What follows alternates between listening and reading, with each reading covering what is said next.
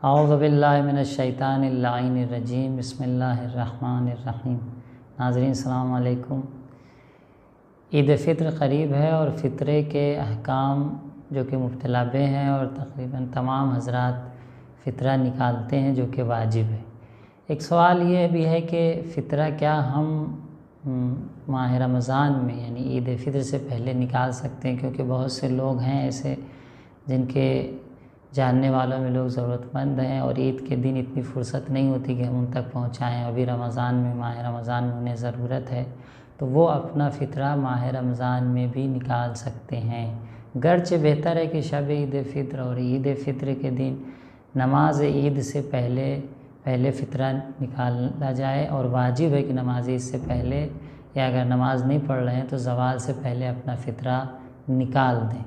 فطرے میں آپ کو 1 سا اناج دینا ہے، یعنی 3 کلو اناج آپ کو دینا ہے، اور اس میں اناج میں جو ابھی آپ کے شہر میں رائج ہے جیسے گیہوں ہے، آٹا ہے، چاول ہے، ان چیزوں کو آپ دے سکتے ہیں۔ اس کی قیمت بھی دے سکتے ہیں، خود بھی دے سکتے ہیں اور قیمت بھی ادا کر سکتے ہیں۔ ایسا نہیں کہ اگر قیمت دیتے ہیں تو حرج نہیں، البتہ اگر آپ نے قیمت کو فطرے کی قیمت کو آپ نے نکال دیا ہے، مثال کے طور پر آٹے کی قیمت مارکیٹ میں اگر 25 روپے ہے منیمم، تو آپ 75 روپے نکال سکتے ہیں۔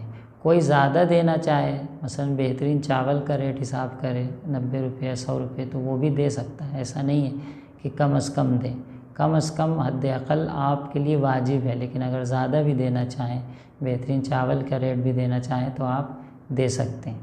تو اگر چاول کا ریٹ حساب کریں 90 یا 100 روپے تو 300 روپے قریب ہو جاتے ہیں، اور اگر آٹے کا حساب کرتے ہیں یا گیہوں کا حساب کریں تو ممکن اور کم ہو۔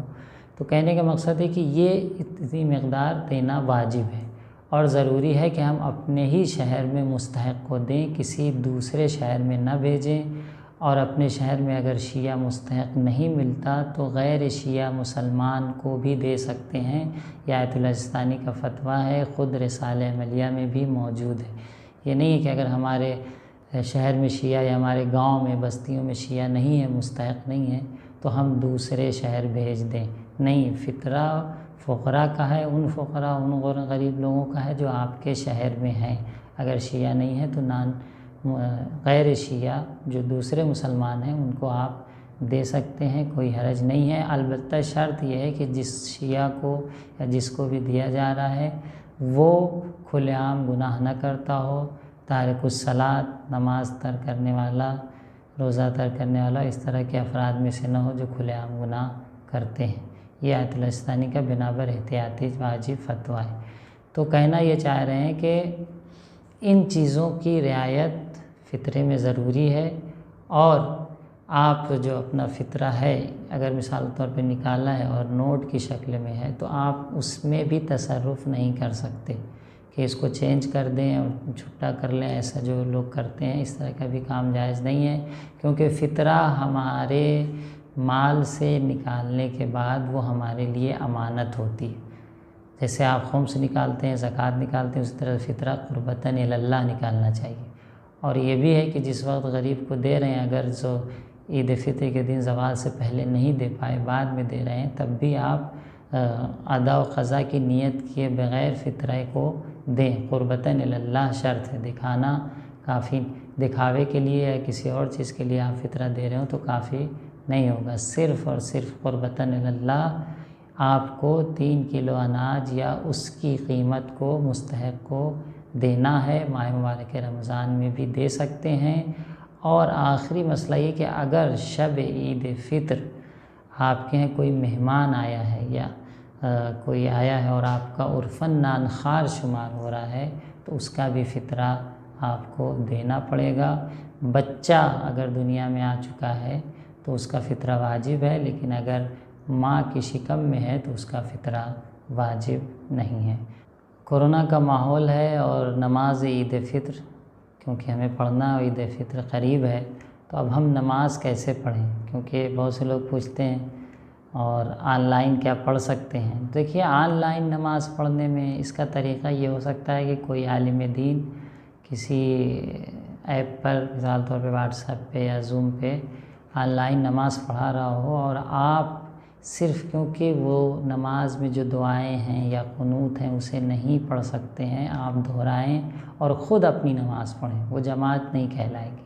البتہ یہ توجہ رہے کہ نماز عید فطر میں جو قنوت ہے یا جو سورہ ہے، سورہ سبح اسم ربک الاعلیٰ یا سورہ والشمس دوسری رکعت میں اور پہلی رکعت میں سورہ اعلیٰ، یا 5 قنوت میں جو مشہور دعا پڑھتے ہیں اللہم اہل الکبریاء والعظمہ، یہ تمام چیزیں مستحب ہیں۔ اگر آپ چاہیں تو جو چیز نماز عید فطر میں یا عید قربان میں ضروری ہے وہ یہ ہے کہ پہلی رکعت میں 5 قنوت اور دوسری رکعت میں 4 قنوت پڑھا جائے، یہ مشہور نظریہ ہے۔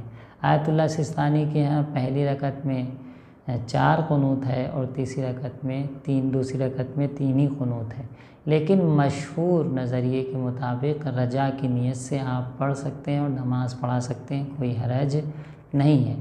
تو یہ قنوت جو ہیں ہر 5 پہلی رکعت میں جو 5 قنوت ہے، 5 تکبیر کہیں، ہر تکبیر کے بعد ایک قنوت پڑھیں، اور دوسری رکعت میں بھی آپ جو ہے تکبیر کہیں اور تکبیر کے بعد 4 قنوت پڑھیں۔